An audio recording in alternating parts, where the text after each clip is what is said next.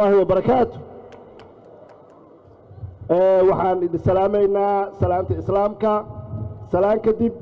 maanta waxaa sharaf weyn noo ah haddaan nahay guddiga madaxa bannaan ee doorashada qaranka inayna hor fadhiyaan dhalinyaro aqoon-yahano naftii hurayaal maanta diyaar u ah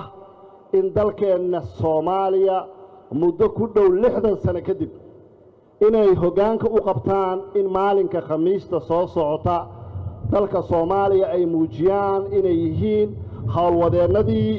daljirkii dahsoonaa ee ummadda Soomaaliyeed waa wax weyn waa wax lagu farxo waxaan sharaf noo ah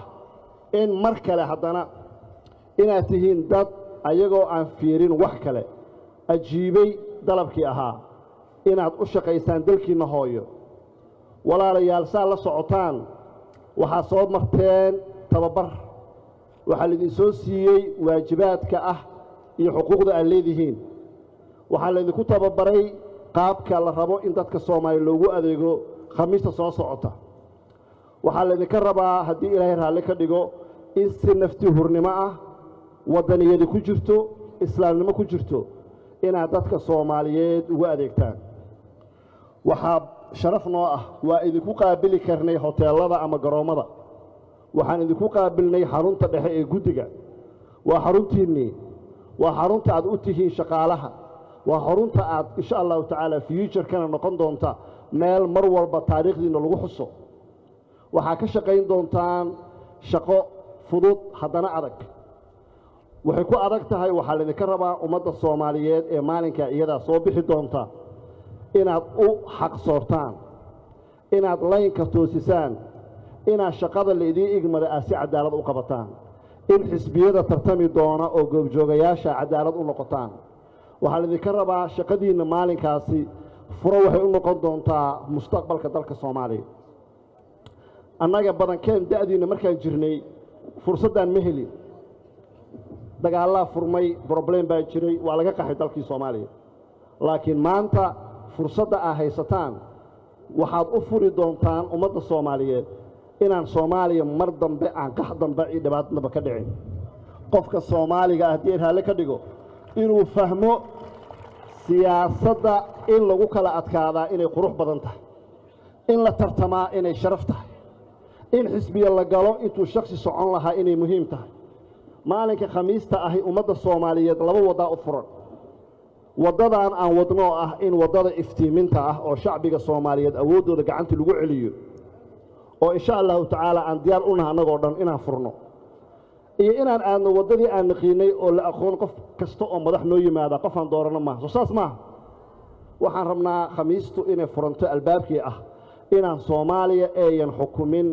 qof dambe oo shacbiga Soomaaliyeed ayna soo dooran albaabkaas in la furo waxay ku xiran tahay maalinka shaqada aad qabataan iyo sida ay noqoto annaga waxaad la garab taaganaa xuquuqda aad leedihiin waxaan ugu ballanaa sidoo gudoomiye ku-xigeenku u sheegay markay dhamaato inaan idin siino shahaado sharaf magaciina ku qoran yahay oo aad noqotaan ilmihiina uga sheekaysaan future-ka war Soomaaliya oo dimuqraadi noqotay aabihii iyo hooyadii sameeyaan ahay waa kana hal fiiriyo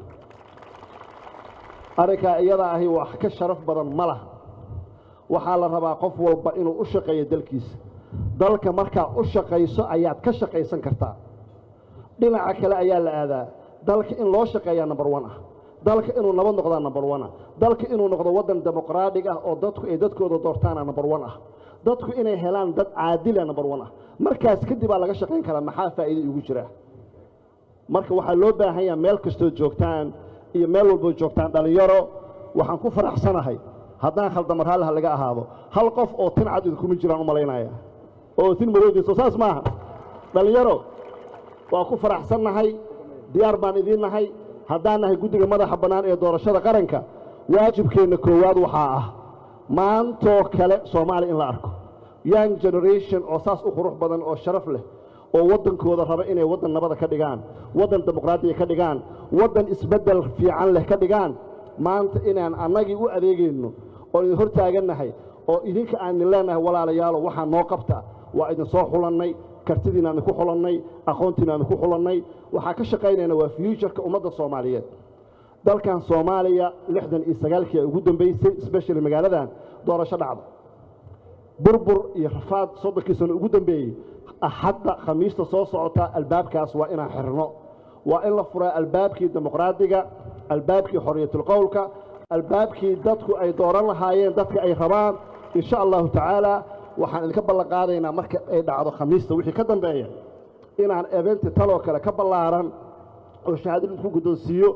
oo aan idin noqono advocate wakiilo